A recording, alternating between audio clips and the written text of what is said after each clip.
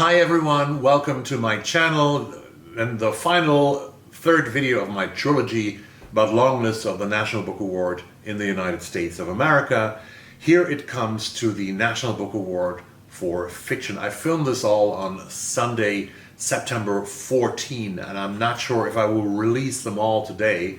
I might do that actually, because it was last week and who wants yesterday's papers, as the Rolling Stones sang. Actually, I wore three different things on my head, three different hats doing these videos, and this one is a Panama hat. It's the original Panama hat. And did you know that, fun fact, Panama hats are actually made in Ecuador, not in Panama? I don't know why. Tell me all about it in the comments down below, or we just look it up. But here's the National Book Award Longlist for Fiction in 2025 and my reaction to that. As I did with all the other two videos, I read from the publisher's description, but I give you my reaction to each and every book. Compared to the Booker Prize, which everyone is doing, everyone is reviewing all the Booker books, I have only gotten 2 of them, and I have read only 2 of them. I have ordered lots of them from the library, but they simply don't come. I have to wait and wait and wait, and probably we have the shortlist when I get my books from the library. Well, but compared to the Booker Prize, the National Book Award is a small and poor cousin, I would say, if we look at publicity, and not at least the impact that it has on BookTube.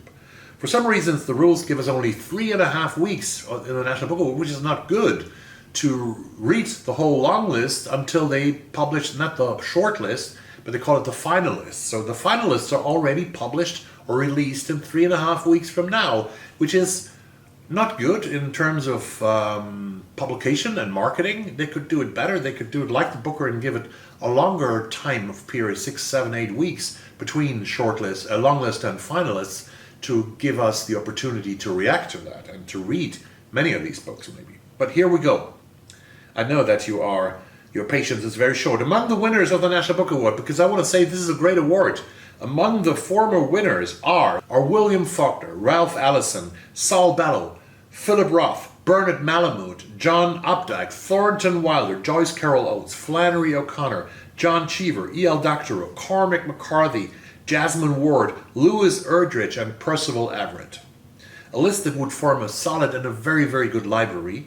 But let's take a look at this year's list. Maybe one of the authors will get in line with all these authors. The True Story of Raja the Gullible and His Mother by Rabih Alameddine. In a tiny Beirut apartment, 63-year-old Raja and his mother live side by side.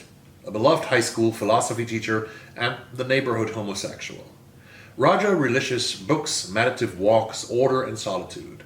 Salfa, his octogenarian mother, views her son's desire for privacy as a personal affront. She demands to know every detail of Raja's work, life, and love life. Boundaries be damned. When Raja receives an invite to an all-expenses-paid writing residency in America, the timing couldn't be better.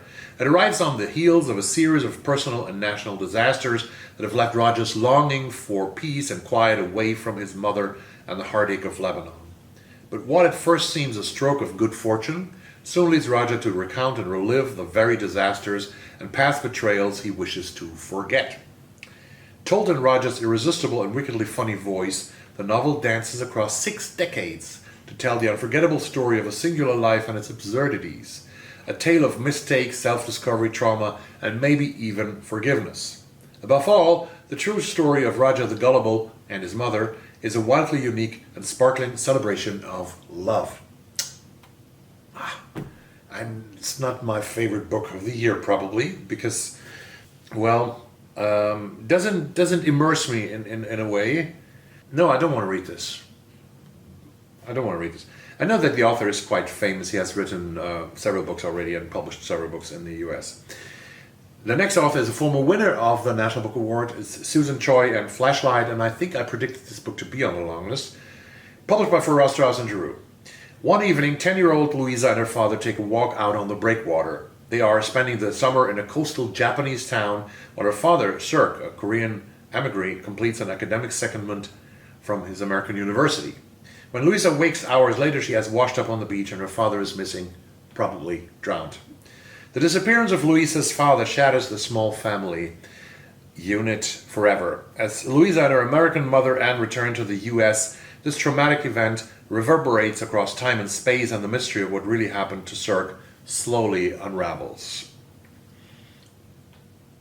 I'm not so interested either in this one, although I could imagine it's a good book about family trauma, about both books are dealing with moving from one place to the United States, Korea, United States, Lebanon, United States, but I'm not so interested in this one. The next one I have ordered from the library, and I think I also predicted it to be on the long list. This is The Wilderness by Angela Flournoy, published by Mariner Books. Desiree, Danielle, January, Monique, and Nakia are in their early 20s in the beginning of the book, of their careers of marriage, of motherhood, and of big city lives in New York and Los Angeles. Together they are finding their way through the wilderness, that period of life, when the reality of contemporary adulthood, overwhelming, mysterious, and full of freedom and consequences, swoops in and stays. Desiree and Danielle, sisters whose shared history has done little to prevent their estrangement, nourish bitter family wounds in different ways. January's got a relationship with a good man she feels ambivalent about after her surprise pregnancy. Monica, librarian and aspiring blogger, finds unexpected online fame after calling out the university where she works for its plans to whitewash fraud history. And Nakia is trying to get her restaurant off the ground without relying on the largest of her upper middle class family, who wonder aloud if she should be doing something better with her life. As these friends move from the late 2000s to the early 2020s, or the late 2020s, from young adults to grown women, they must figure out what they mean to one another amid political upheaval, economic and environmental instability, and the increasing volatility of modern American life. The Wilderness is Angela Flournoy's masterful and kaleidoscopic follow-up to her critically acclaimed debut, The Turner House. A generational talent, she captures with disarming wit and electric language how the most profound connections over a lifetime can lie in the tangled, uncertain thicket of friendship. This is very, very interesting. I hope and I expect that this deals with the history of the United States and how it went from the early 2000s to this horrible time of political violence, of a government that puts soldiers out on the streets and that neglects history of today and how people are living their lives in this history. I'm very interested. The next one, I was super surprised to find him on the list here, because this is The Sisters by a Swedish author, by Jonas Hassen Khemiri, published by Farrar, Straus, and Giroux. But I found out, actually, that the National Book Award in the United States for fiction, it's a National Book Award, has changed the rules a little bit in the beginning of 2024. Because until 2024, the award was, the fiction category was only eligible for writers who were American citizens or who have applied for American citizenship. But the Swedish author, Jonas Hassen Khemiri, who has published in Swedish before, he's not an American citizen and he doesn't aspire to be, as far as I know. So he's living in the United States because he is a teacher and he teaches creative writing in New York. And that's what makes him eligible now, because now it's, after 2024, it's possible to be eligible for the prize if you reside in the United States. And Jonas Hassen Khemiri wrote this book in English. It's his first novel in English. So he's fully eligible, a Swedish author, on the long list. Here we go. Meet the Mikola sisters, Ina, Evelyn, and Anastasia. Their mother is a Tunisian carpet seller. Their father a mysterious Swede who left them when they were young. Ina is tall, serious, a compulsive organizer. Evelyn is dreamy, magnetic, a smooth talker. And Anastasia is moody, chaotic, a shape-shifting presence, quick to anger. Ina meets her future husband when she is dragged to a New Year's rave by her sisters, only to suffer the ultimate betrayal. Oh my God, poor girl. Evelyn drifts through life before embarking on a wild career as an actress, and Anastasia runs off to Tunisia where she falls in love with a woman who years later will transform her life. Following the sisters from afar is Jonas, the son, Jonas Hassen Khemiri, of a Swedish mother and a Tunisian father, like Jonas Hassen Khemiri. Over the course of 3 decades, his life intersects with the sisters, from a chance encounter in Tunis to the scene of a fighter jet crash in Stockholm, Sweden, where I live. When Evelyn disappears on a trip to New York, Jonas manages to track her down and helps her to break the curse that has been looming over the Mikolas for decades. In the process, a shocking revelation changes about everything who they think they are. Narrated in 6 parts, each spanning a period ranging from a year to a day to a single minute, Jonas Hassen Khemiri's The Sisters is a big, vivid family saga of the highest order and addictively entertaining tour de force. Sounds very interesting and sounds like autofiction because there's a character named Jonas, like Jonas Hassen Khemiri. It sounds interesting. I might get this one because I'm very sure I can get this one because Jonas Hassen Khemiri is a Swedish author and he should be here in the library. A Guardian and a Thief by Megha Majumdar. When I researched books that could be on the long list, I didn't find this one. Megha Majumdar debuted a couple of years ago with A Burning, and she was all over long lists and wrote a very, very good book. This is her second one, A Guardian and a Thief, published by Knopf. In the near future, Calcutta is beset by flooding and fame. Ma, her 2-year-old daughter, and her elderly father are just days from leaving the collapsing city behind to join Ma's husband in Ann Arbor, Michigan. After procuring long-awaited visas from the consulate, they pack their bags for the flight to America.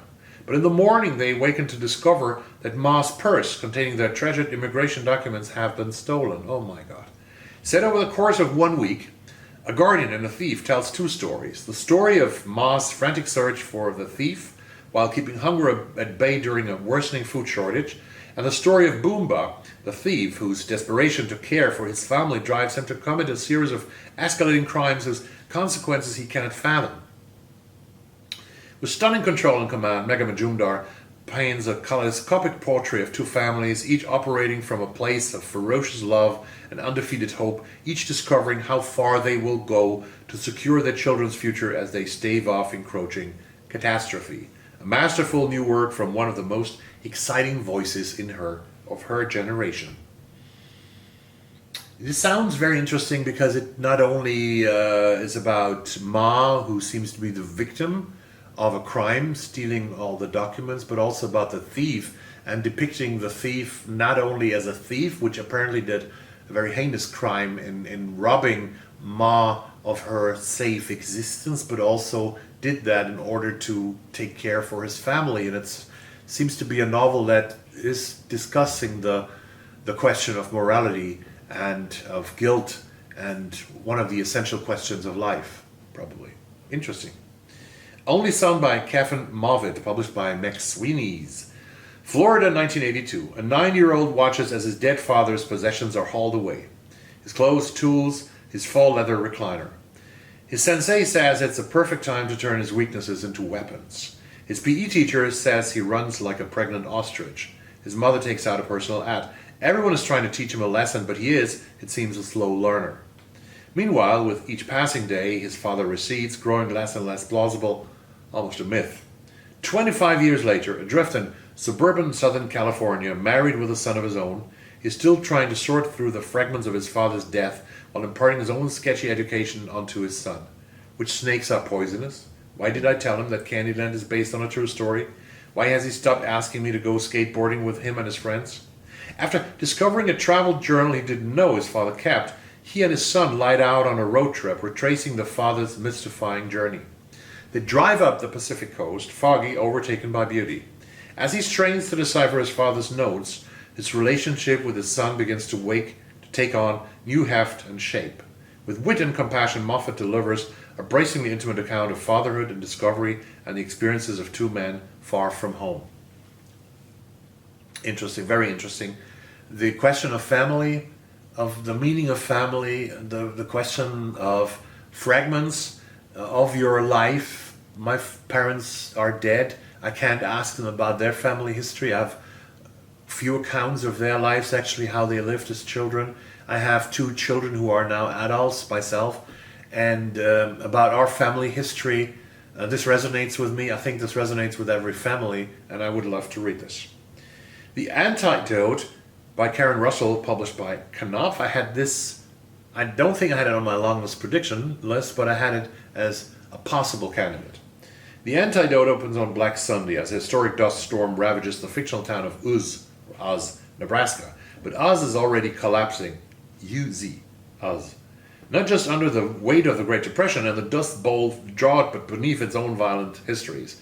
The Antidote follows a prairie witch whose body serves as a bank vault for people's memories and secrets, a Polish wheat farmer who learns how quickly a hoarded blessing can become a curse, his orphan niece, a basketball star and witch's apprentice in furious flight from her grief, a voluble scarecrow, and a New Deal photographer whose time-traveling camera threatens to reveal both the town's secrets and its fate. Russell's novel is above all a reckoning with a nation's forgetting, enacting the settler amnesia and willful omissions passed down from generation to generation, and unearthing not only horrors but shimmering possibilities. The Antidote echoes with urgent warnings for our own climate emergency, challenging readers with a vision of what might have been and what still could be. Important, but not really super catchy for me that it calls out to me to borrow me or buy me. But it's an important book. Northson, or The Voyage of the Whaleship Esther by Ethan Rutherford, published by A Strange Object, Deep Vellum Publishing. Setting out from New Bedford in 1878, the crew of the Esther is confident the sea will be theirs. In addition to cruising the Pacific for whale, they intend to hunt the teeming northern grounds before the ice closes. But as they sail to their final destination in the Chukchi Sea, where their captain Arnold Lovejoy has an urgent directive of his own to attend to, their encounters with the natural world become more brutal, harrowing, ghostly, and strange. With one foot firmly planted in the traditional sea voyage narrative and another in a blazing mythos of its own, mythos, this debut novel looks unsparingly at the cost of environmental exploitation and predation, and in doing so feverishly sings not only of the past, but to the present and the future as well. The same with the book before that, with The Antidote. It seems to be very timely important, our relationship to nature, but it plays at sea, and it's a historical novel, so I'm out. Palaver by Bryan Washington, published by Farrar, Straus, and Giroux. In Tokyo, the son works as an English tutor and drinks his nights away with friends at a gay bar. He's entangled in a sexual relationship with a married man, and while he has built a chosen family in Japan, he's estranged from his mother in Houston, whose preference for the son's oft-troubled homophobic brother Chris pushed him to leave home.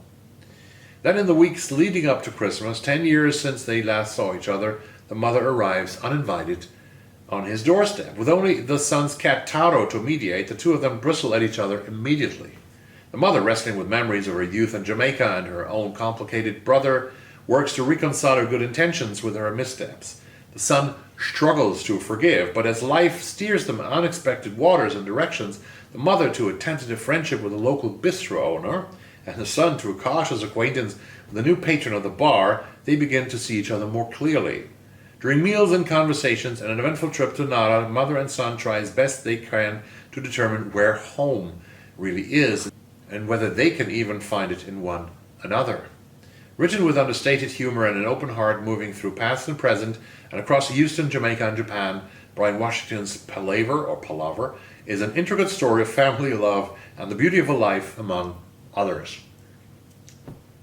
Again, this is about family, so it could be interesting. It plays in Japan, partly at least, which is a great thing for me because I love Japan, I love Tokyo. Been there twice, and I really love that city. I have to go there again, hopefully. But I'm not so attracted to this one for reasons I cannot really. Yeah, because the relationship stuff, you know, the mother gets in a relationship with a local bistro owner in Tokyo, and the son gets into another relationship, and I want to focus it on family. Like in the book by Kevin Moffett, gets me closer to that one. Although Kevin Moffat's book is about sons and I have daughters, but it gets me closer. The Pelican Child is the last one here on the long list by Joy Williams, published by Knopf or Penguin Random House. Lauded as the best story writer of our time. Oh my God, never heard that. Joy Williams returns with a taut collection that responds to our modern dilemmas with her signature dry wit and deftness of touch. In sinister and shifting landscapes, we meet souls lost and found. From the twin heiresses of a dirty industrial fortune who must commit a violent act and recompense for their family's deeds, To a newly grown man who still revolves in a dreamscape of his childhood boarding school innocence, to the Pelican child who lives with a bony, ill-tempered Baba Yaga in a little hut on chicken legs. To an heiress of a dirty industrial fortune who must commit a violent act.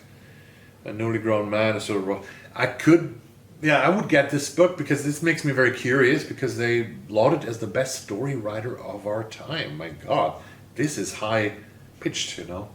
Joe Williams. I try to get that one. And this completes the long list of the National Book Award for fiction. Which ones would you like to read? I am in for Angela